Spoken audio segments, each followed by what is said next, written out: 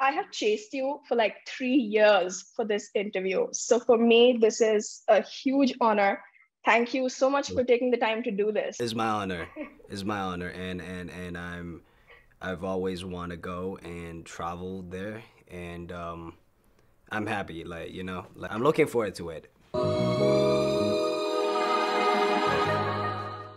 How's your week going, and how are you feeling right now? Because everything, I think, leading up to Magic Man, it's getting crazy now. Your schedule is always packed. But how are your emotions around the upcoming album?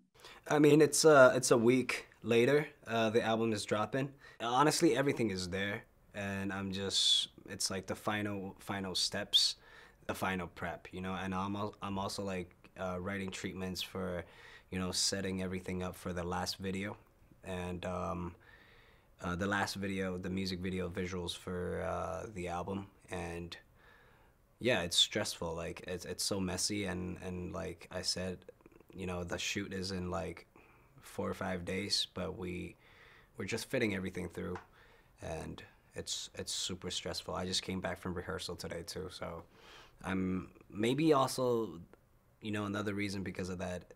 Another reason why it is what it is, why I feel that way is I'm just a guy that's always insecure, and I have anxiety when I'm not comfortable. Yeah. Mhm. Are you feeling like you're in a good place right now with how the album is panning out? Because the anticipation, like, globally is building. Everyone's really looking forward to it. But are you nervous about how the world will react to it once it's out? I mean, I'm always never satisfied with my work, but I would say this album, I took my time and I really felt it, and the whole album, I think it's really like a new me, and it's the Jackson that I've always wanted to be, and the reason why it's Magic Man too, like the Magic Man itself, the name itself, it's more of a feeling and more like abstract and adjective of me not caring about who I was, what I was, and just moving forward with the current me and being honest with myself, being honest with my audience, my supporters, my fans, and whoever that comes across with my album, just being very honest about it and raw about it. So I would say this album, I am okay with it, and I think it's real, and it's not just about the music and the lyrics, but also the way that how I deliver and the attitude of it, the color and the tone of it. I just feel like this is the current me, and it's like another step deeper in knowing about myself. You mentioned that, the reason you titled it Magic Man was because you felt like magic in the studio while making this album. Tell me a little bit about that moment, like where you knew that this would be the title. Like what really sort of cinched it for you? Like this is going to be my title, and this is the message that I want to talk about with this album. Everybody could be a magic man, and everybody could be magic. And what's magic about it is I went through all these moments and downsides of my life, my personal life, my everything around me. I was just a mess, and I was very lonely. I could be surrounded with a lot of people, a lot of friends, but I would still be lonely inside. Like I felt empty. I was lost. Being in this industry for 8, 9 years, it's at a time that it's not short, it's not long, but it's just awkward, and I wasn't inspired. I was lost. I didn't want to.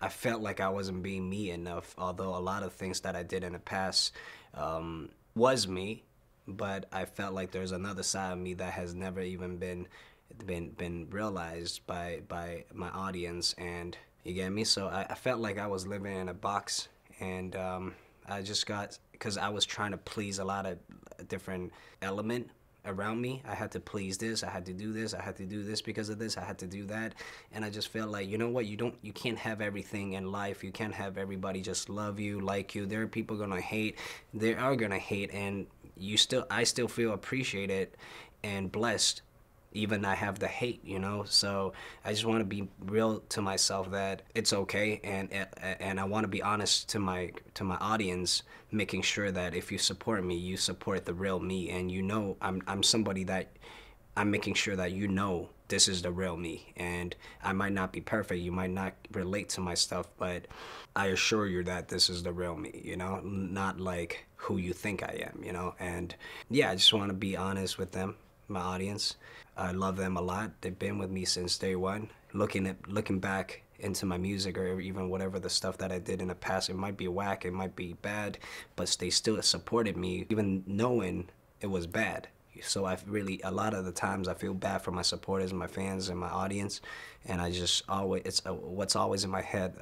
The vision is just always want to get better and better and better to, first of all, you know, make them proud. Also that to prove that it's worth their support, and you know, yeah. What did you feel was bad? Like, why does that weigh on your mind so much? Just it wasn't good. I think a lot of it has to do, it's a bit of everything.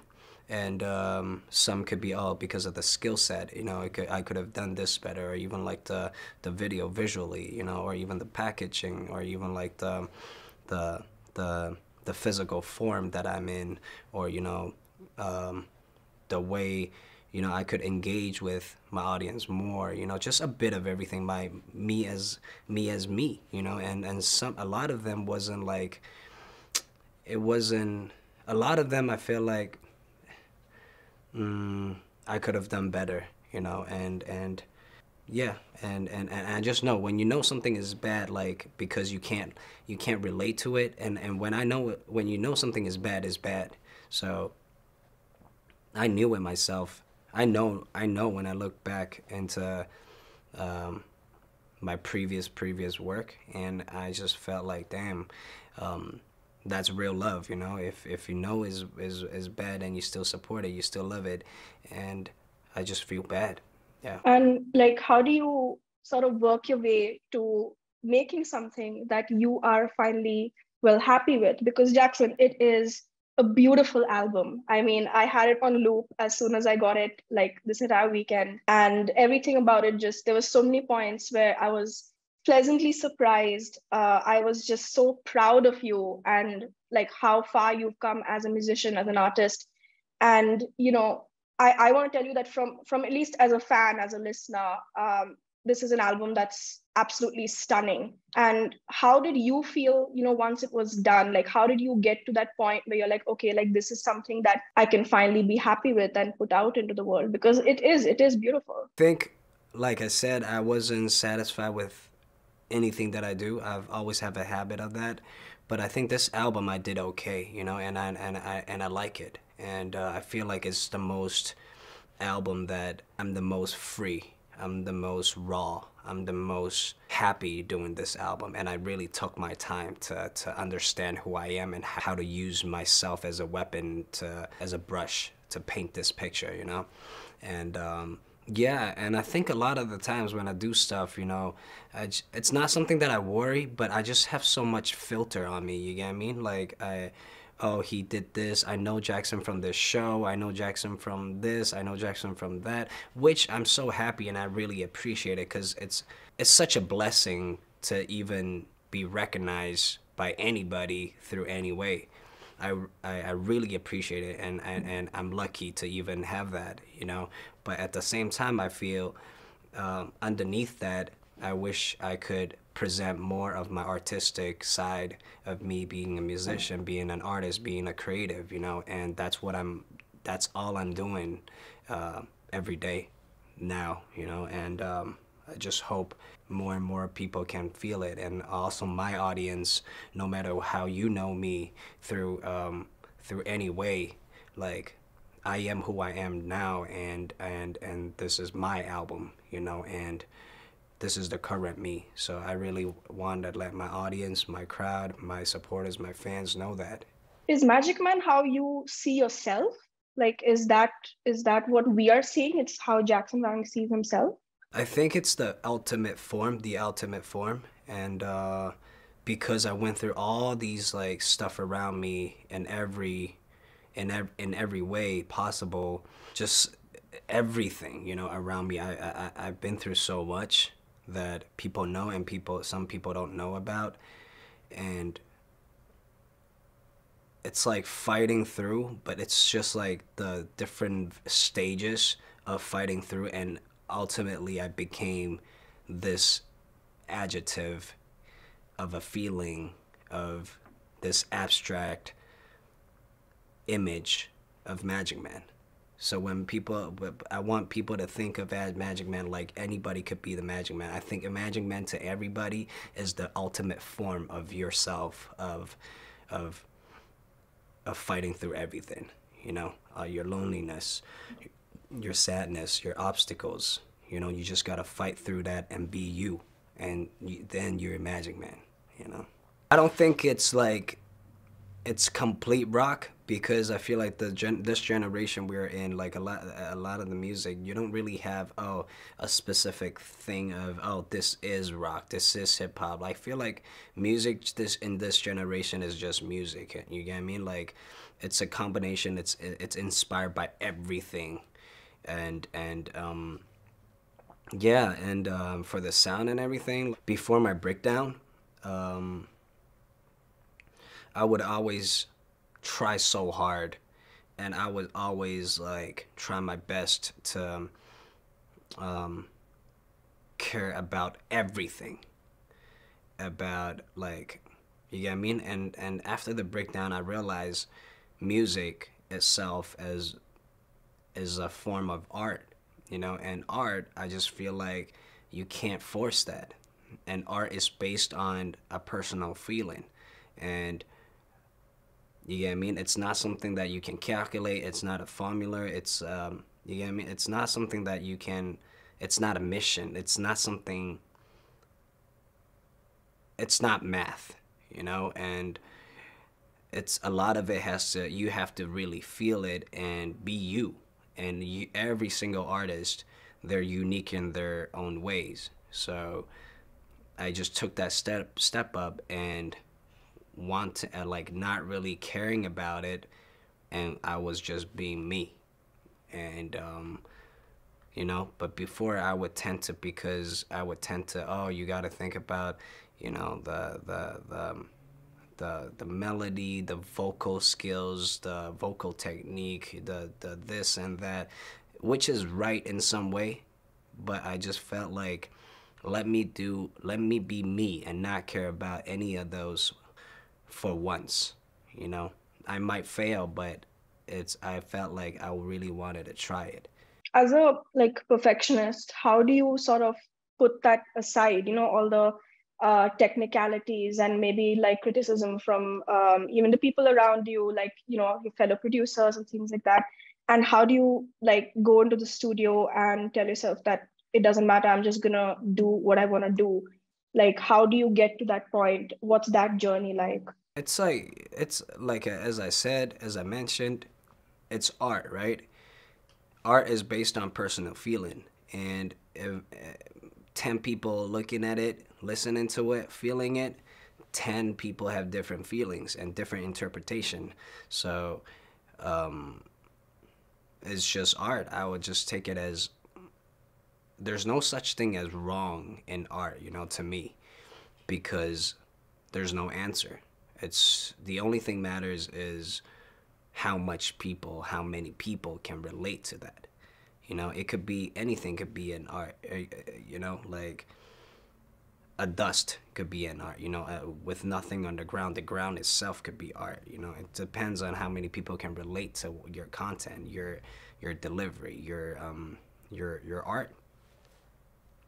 So I just focus on doing what I do and try to make that the best. That's it.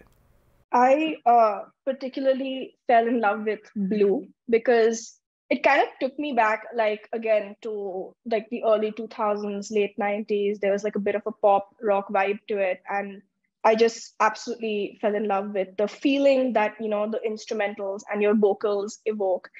What is your favorite song on the record, and or like certain favorite sonic moments, stuff that you like trying, stuff that you liked experimenting with? I didn't really experiment. I was just in a studio, and then we were just knocking things out, and we weren't going into a certain genre. I think I think everything started with Blow, and everything just continued in that direction. And we were just trying out a lot of different sounds, different things, and just feeling it. And we were just waiting for that moment. If if one moment we're hooked on and we got into the vibe, and everything just followed, you know, and that's what we did. Is there, a point where, because I am someone who can't stop fiddling, like even when I write an article, like I know when I write this piece, I'm going to like go back 100 times and try to tweak it and make sure that it's as perfect as it can be, as good as I can make it. Do you have like a similar experience when it comes to finishing an album? Like, how do you know it's done? How do you know that, okay, I'm not going to go back now and keep sort of fiddling with it and try to make it better? I think a lot of it has to do with like it's a feeling, like once you have that feeling, it's right. It's like it. It's not because, oh, how well did I sing on this track? How well did I perform on this track? Is I used to think it was that, but now I just feel like it is. It is the one when it's like certain moment when you're just like engaging with the music. You're just trying to like you're trying to dance with it. You're trying to dance with it. You're trying to know it. It's like meeting a person. Like that, hey, we're in the same channel. We're vibing it out. I think it's more about that, not like it's personal. I think it's a feeling. Tell me a little bit about the visual universe of Magic Man, because the music videos for Cruel and Blow have been stunning, and now you have another one coming out. Tell me a little bit about, like, just break it down for me. How did you come up with the concepts? What were the stories that you were trying to tell with each music video? Every music video and every visual you see, like, it's different theme, different concept, but when you really look at it, putting it together, there's something that's consistently going on, and it's the same. What's the same about it is I'm still that character that just solves everything, and I'm the ringleader, and I made this world, and everything itself. A couple more visuals coming out for Champagne Cool, for Come Alive, for Blue, for I think every song we have some sort of videos to present. Every video is like in a different spot, but in one universe. And it's like we're in, you get me? Like it's in one universe, but you have different spot, you have different island, you have different regions, but it's still one. And you're still that one same row, but it's just different theme. And so it's like the same character in different situations. It's the same character, but it's like different story. You get me? Like it's a different theme, different concept. It could be, you see the Blow, it's kind of like the Renaissance. You get me? Like you have the corset, you have the whole very Renaissance age concept, and then you have Cruel, which is like you get me, it's the devil and the queen, you get me? It's like, but it's in the character itself, it's still the character, is just in different, it's on different plot.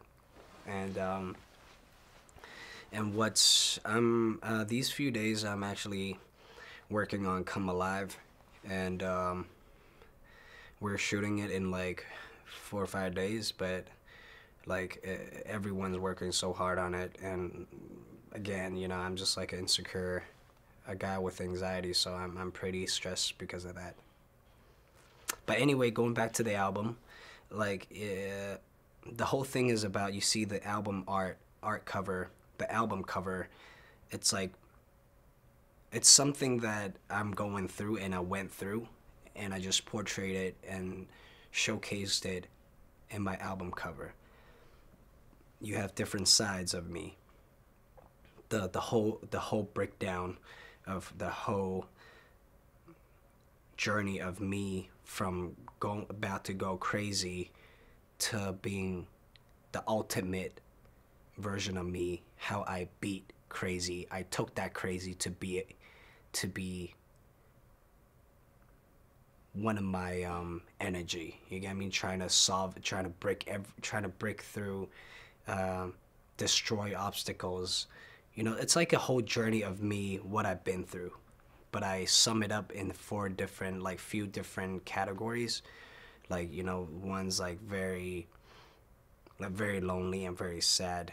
And I because of this, I'm going through, like, my head is, so much stuff is going around my head that it just made me like uh, mentally and physically not healthy. And this much went through.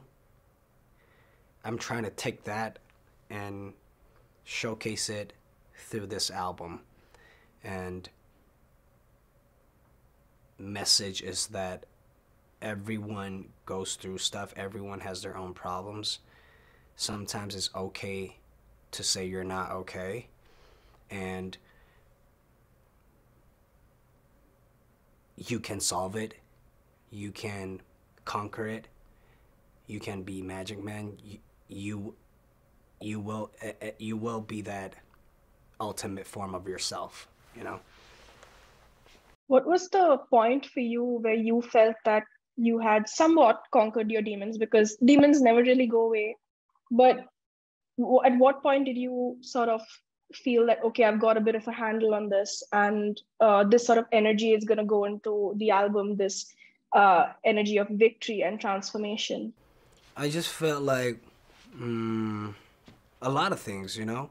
It's just not one specific thing. It's things like, you know, it's very important to be surrounded with positive people around you, and it's okay to say you're not okay. And when you have problems, solve it, and don't go against it, I think. You can still destroy and kill it by, you got like stuff like just focus, and all these demons, like, I don't know, I think what you mean, how I interpret like demons and like all these negative stuff is, to me they're just like, now to me it's just like noise. You get me? Whatever you're doing, there's always gonna be noise, you know, point fingers or whatever it is. It could be like, it could be within the industry. It could be like the media. It could be like this. It could be like people with different opinions. All that stuff, you know. And even within the inner company, the system, the team working together, or like it could be our friends, our family issues. Like it could be anything. All the problems. Don't let that disturb you. You know. Don't let that disturb you. Like, and focus, and trust your gut feeling more. I guess, you know, trust your gut feeling more. I was watching the episode of the Kinja's podcast that you were on. I love that conversation. I love the whole energy between you and them. It's amazing. And something that you mentioned was the reason why you started directing your own music videos and your own like visual projects and things like that is because, you know, there wasn't the right fit for the director, for the vision that you wanted.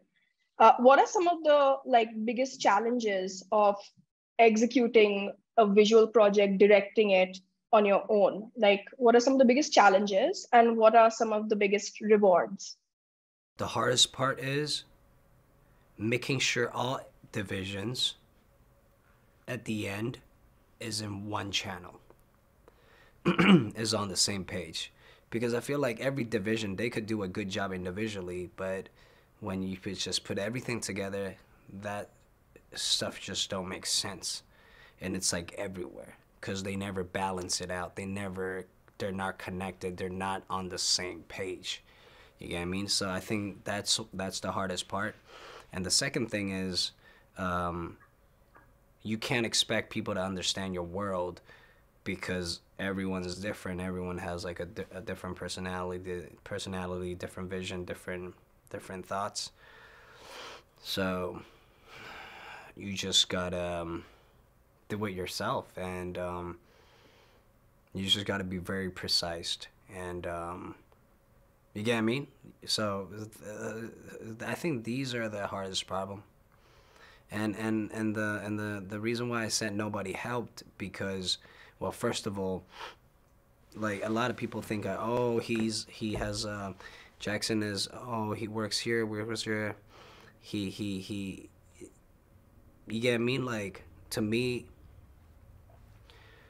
I spent almost majority of my income on my music, and because I love it.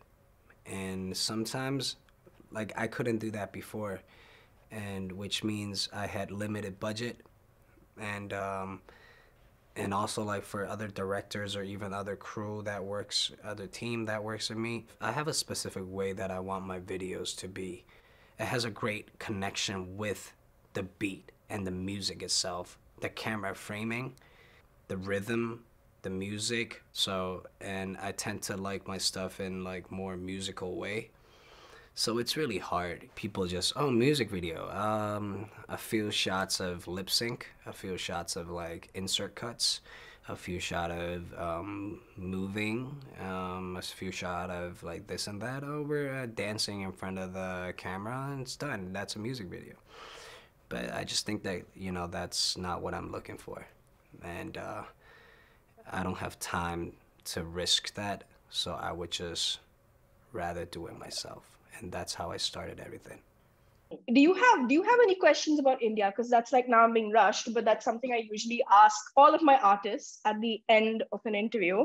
Do you have anything you're curious about? First of all, I really love India, and it's always been a place that, you know, since an athlete till now a performer, a singer, entertainer, I've traveled a lot around the world, but I never been to India, and it's always been my like bucket list. And I really love India, and I really want to go.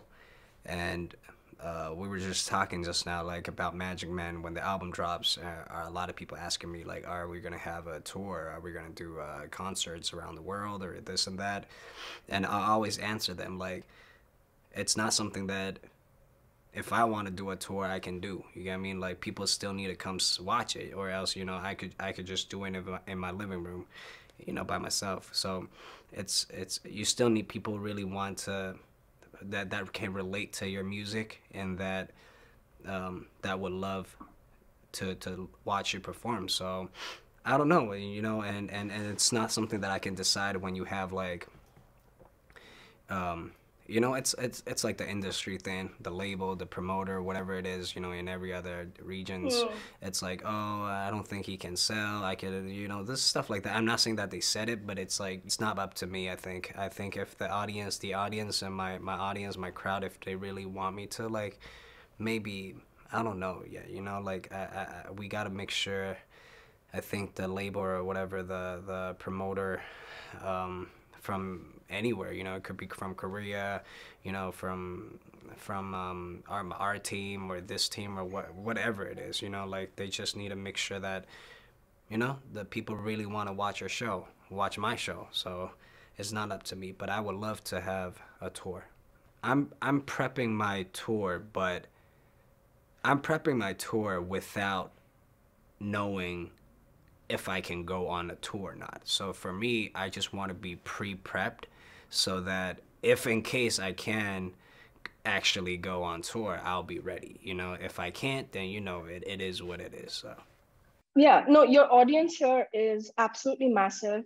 In fact, Jackson, your appeal across the ages, across genders, everything, I think it's really beautiful that you attract so many different kinds of people who listen to your music, who love your art. Hey, I would love to visit Bollywood.